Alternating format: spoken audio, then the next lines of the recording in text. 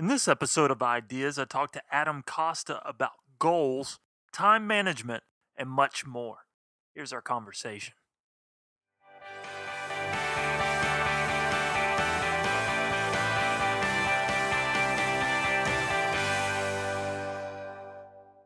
All right, today's guest is Adam Costa. He's an author, business advisor, and vagabond. He's the author of 10x Life, a breakthrough system to improve focus, develop productive habits, and maximize willpower in 5 minutes a day.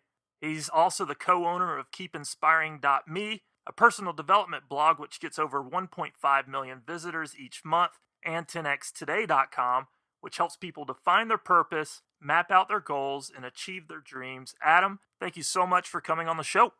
Happy to be here, Adam.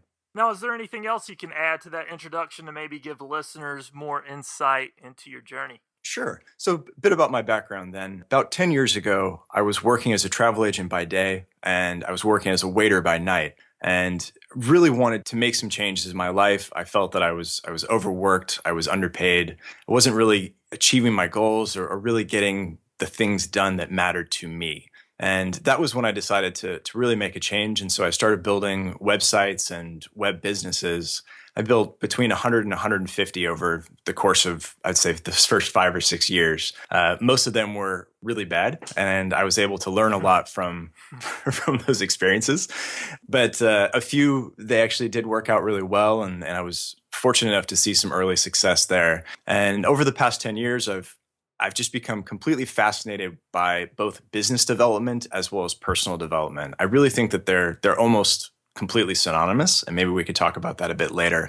But really focused on the business development side of things, trying to grow businesses. I started advising companies. I've advised over 50 companies ranging from startups to Fortune 500 companies, and I've grown every single one of them that has implemented my suggestions. And while I was working on the business development side, that's really when it occurred to me that personal development is very, very similar to that, in that you need to basically state your goals and really learn to move quickly towards them and make that into a habit. And so that's when I started becoming a lot more interested into personal development. And because of that, I started really researching a lot of psychology, also having a background in sales helps with psychology because you want to learn what makes people tick. So I took all the insights and experiences that I've had over the past 10 years and put into the book 10x Life. And I called it that because what I found was in certain aspects of life, if you go about it a certain way, you can see those 10x results, and you can see them very quickly.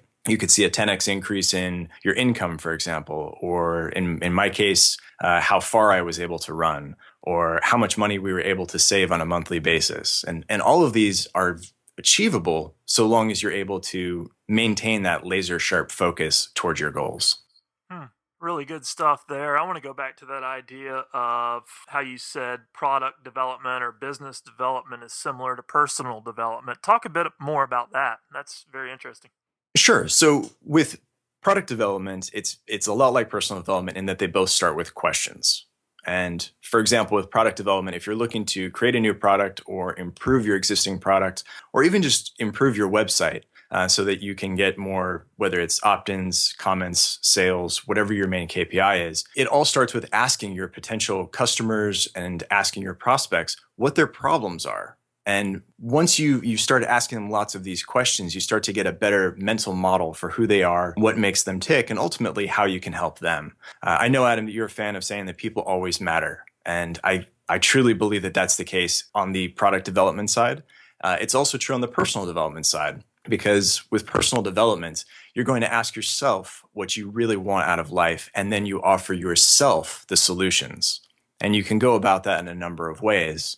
One thing that I've found that has worked really well, both on the business and the personal side, is to use something that's called a Kanban. And a Kanban is like a to-do list, but on steroids. And with a Kanban tool, you can use something like Trello, and perhaps we can include a link to that in the show notes. If you use Trello, it's a free tool. It's dead simple to use. Basically, you have 3 or 4 columns, and the first column is your backlog. And your second column is your to-do list. These are items that you're going to do, you're just not going to do them right now. The next column to the right of that is your doing column. And this is pretty self-explanatory, right? It's what you're doing at the moment. And then the last one is your done column. And you can actually create individual cards based on those tasks or goals or dreams, however you want to use it. And you can simply move it from your backlog to your to-dos, to your doing column, and then to your done. It's incredibly powerful because it helps you visualize your work. You can actually see what you're working on in the moment, what you have in the pipeline, and also what you've accomplished and achieved, it's really important to look back and reflect on what you've done and figure out how you can do better going forward. I think perhaps the one thing that a Kanban has over a to-do list is that it allows you to manage your work in progress, which I think is the key to focus. And it's also the key, again, on business development or personal development. Visualizing and managing your work in progress is key because you can actually see it. It's not just some kind of abstract thought in your head. You can see, okay, I'm working on A, B, and C, but should I really be working on D, E, and F? And that allows you to immediately, at a glance, reprioritize your goals and make sure that you're always working on what matters most to you, both in business and in life. That idea of focus goes back to managing our time well. I know that's a big reason that you and me both are passionate about the subject. What are some tips that you have found to help people manage their time in better ways, and how does focus then fit into those ideas? Great question. So I think when it comes down to managing time, it really is all about focus. And the way that I think of focus is, a lot of people would say focus, it's the same thing as attention. And I know in your recent interview with Seth Godin, what Seth talks about a lot is the attention economy and how that's really the driving force in what's happening both online and just generally in life. If you can have people's attention, that is incredibly valuable. I also think that focus is not just attention, more importantly, it's a choice. Every day, whatever you're focused on is a choice, and whether that's a conscious one or a subconscious one. And if you want to improve whether it's productivity or just improve your focus, you really need to understand what you should be working on and then develop systems that will help you work on that. I think the great enemy of focus is distraction. And distraction was one of those things that I always knew it got in my way and it would slow me down from doing things that I really wanted to. And I've seen this in my friends and my family and other loved ones as well. What I didn't realize, though, was that distraction is a heck of a lot worse than people actually realize. So just as a quick story, there was a study that was published in the Journal of Experimental Psychology, and they looked into the effects of distraction. So what they did was they brought in a bunch of subjects together and they asked them to complete simple tasks on a computer. And while they worked, they would have an interruption that would appear on the screen. So this could be a pop-up or perhaps a flashing light on the screen itself. And the results, they wanted to see what type of mistakes people made once they were distracted. And the results were astonishing. In fact, the researchers found that the interruptions, if they lasted about 2.8 seconds, that it would double the number of mistakes that people made. And even worse, if the interruptions lasted 4.4 seconds, it would triple the amount of mistakes. So I think that it adds a lot of context into the dangers of distraction and why focus is so important. In that, let's say if you and I, we both work online, if we're on a computer, even a simple distraction that lasts less than 5 seconds can triple the amount of errors you're making. And so it really pays to block those distractions at every turn. That's interesting research. I haven't read that study. Yeah, it was a great one. In fact, I'll share. It reminds me of another study that ties into this of how do we actually overcome these distractions. And this was an absolute gold nugget. I started experimenting with this last year, and it completely revolutionized my life. And I call it the magic word that was scientifically proven to reduce distractions by 64%. And this was a study they did for the Journal of the Consumer Research. And they wanted to measure the power of self-talk and how it affected distractions and how people were able to follow through on what they wanted to do. And they actually did a number of studies. I'll just share one quick one. They took a group of women who were interested in weight loss programs, and they had them attend a seminar where they talked about these various weight loss programs. And then at the end, they said, okay, at the end of this, now we'd like you to actually sign up for this 10-week course. And during this time, whenever somebody asks you, for example, do you want to eat cupcakes? You can say one of three things, and they broke them into 3 groups. So the first groups would say something like, I can't eat cupcakes because I'm on a diet. And group B would say something like, I don't eat cupcakes because I'm on a diet.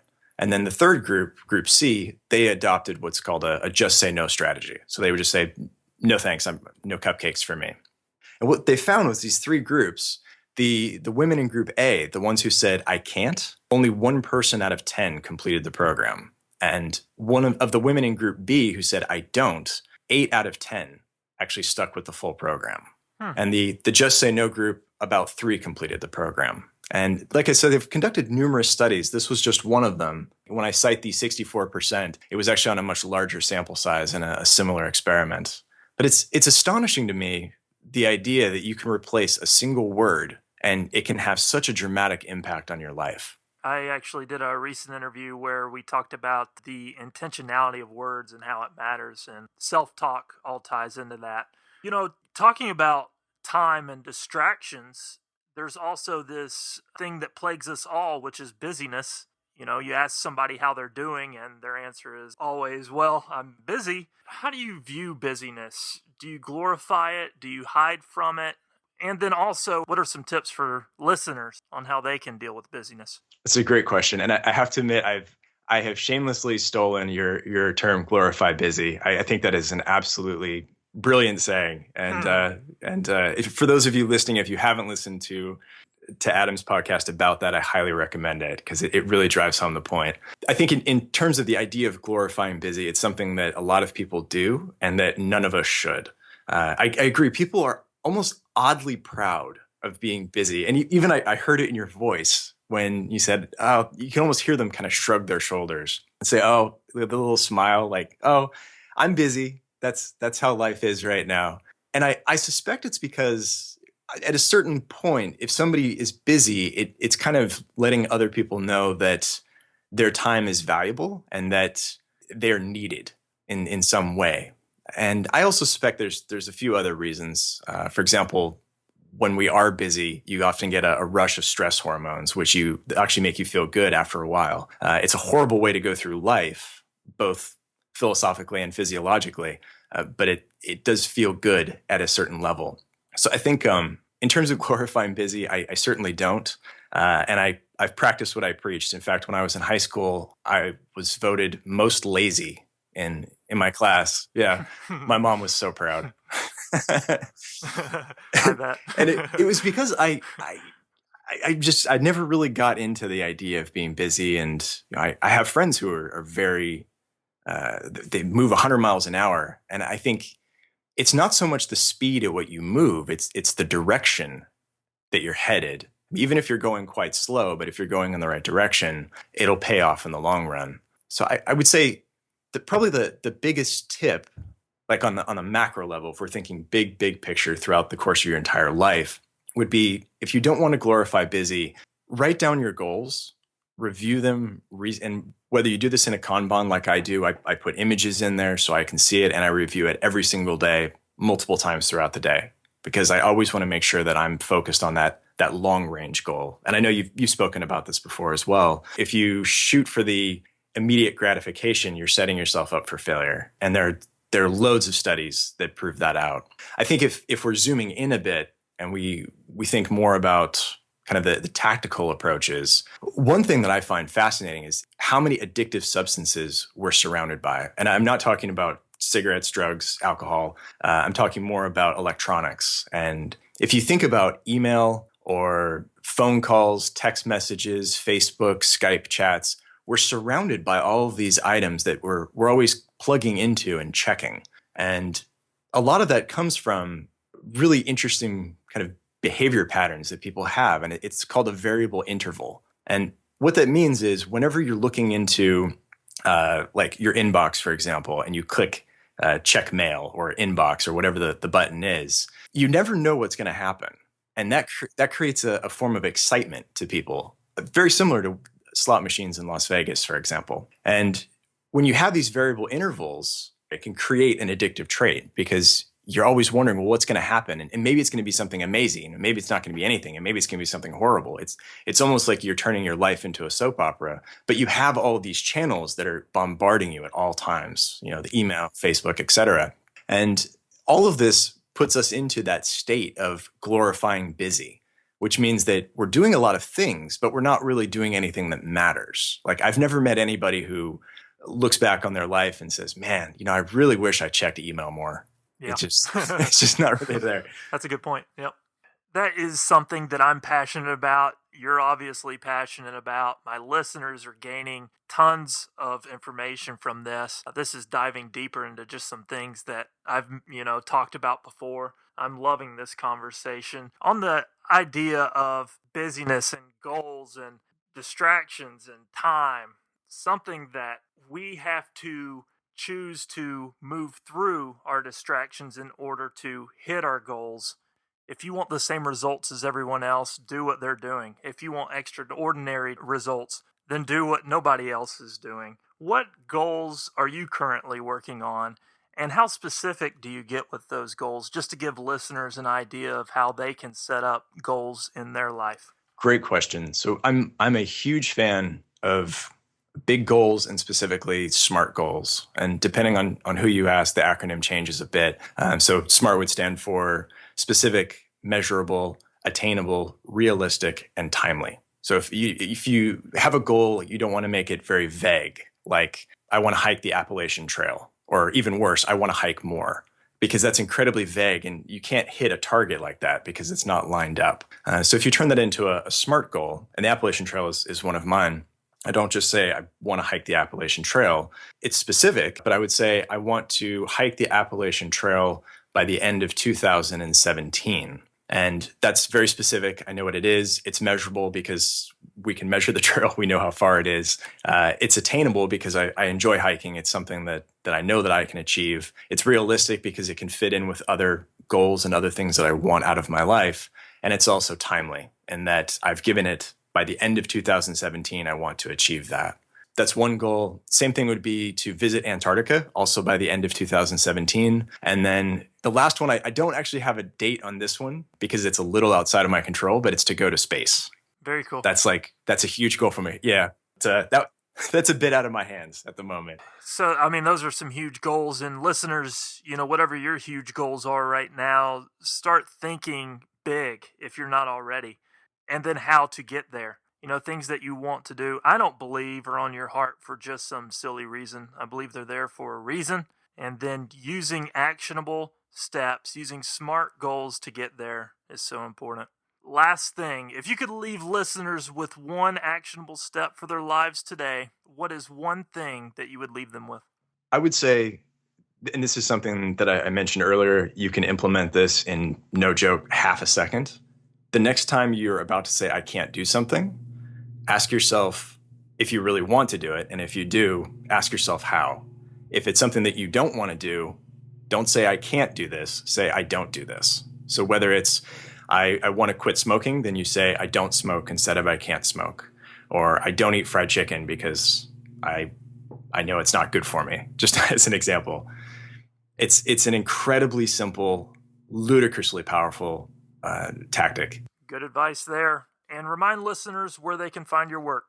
Sure. So you can find us, as Adam mentioned at the top of today's podcast, we have our book on Amazon, which is 10x Life. You can also visit us on keepinspiring.me. That's our personal development blog, as well as 10xtoday.com, where we offer free courses specifically around personal development, improving your focus, and achieving your dreams.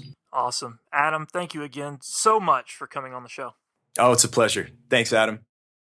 Thank you for tuning in. I hope you got something out of these ideas. Go ahead and subscribe so you don't miss an episode.